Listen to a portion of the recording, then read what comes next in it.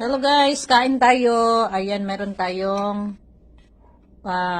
nilapwaang okra at saka bagoong.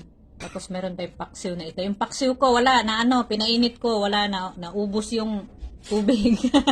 Naging semi-prito. Ayan, kain tayo. Ayan.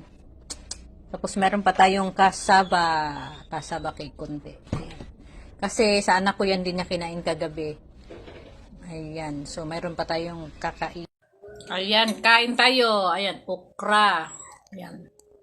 Okra tapos, bagoong na may sibuyas. May kamatis. Tapos, meron tayong paksiw na isda na natuyo. So, kain tayo. Kain. Daming langaw.